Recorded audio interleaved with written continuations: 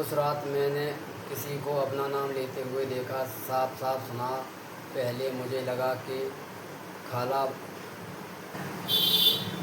खाला बुला रही हैं, लेकिन जब मैंने उनकी तरफ देखा वो गहरी नींद सोई थी।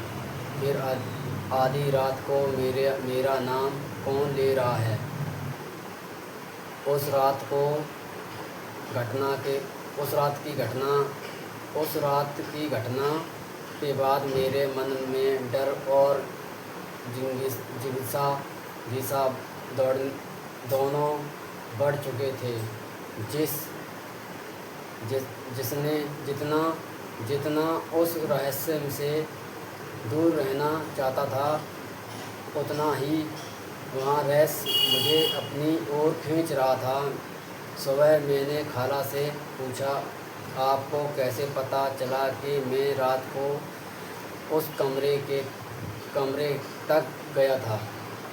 खाला कुछ देर तक चुप रहीं। उन्होंने खिड़की से बाहर देखा, फिर धीमी आवाज़ से बोली, इस घर में जो भी होता है उसकी खबर हमें देर सवेर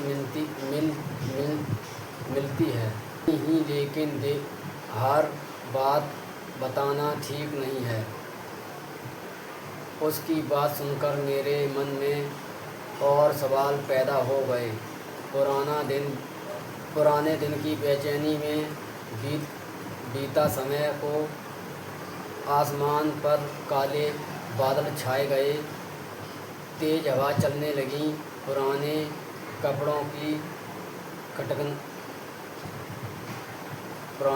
की तकिया आपस में टकराकर ऐसी आवाज़ कर रही थी, धीमे धीमे रो रहा हो। रात को खाने के बाद मैं जल्दी अपने कमरे में चला गया। मैंने दरवाज़ा अंदर से बंद किया और सोने की कोशिश करने लगा। पता नहीं कितनी देर बाद मुझे किसी ने बहुत धीमी आवाज़ सुनाई दी, शेर सिंह। मैंने आँखें खोली। कमरे में कोई नहीं था।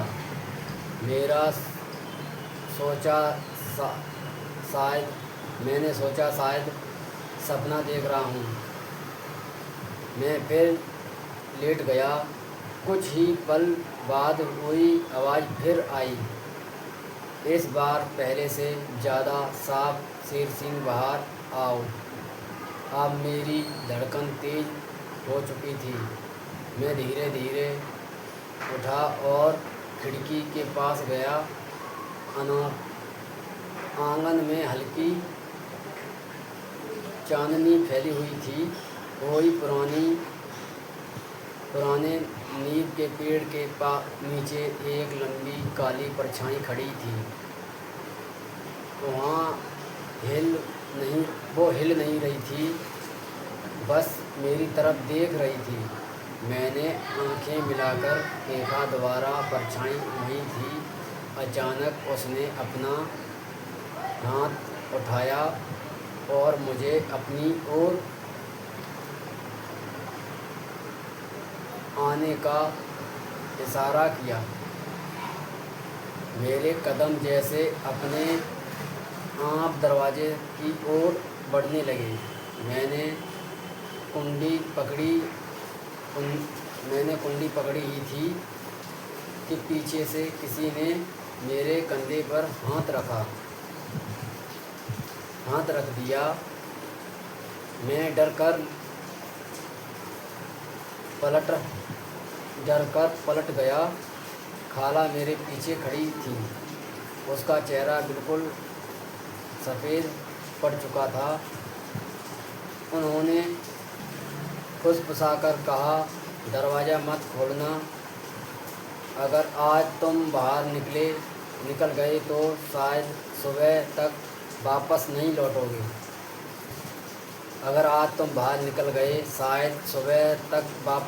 लौटोगे। मेरे हाथ कांपने लगे।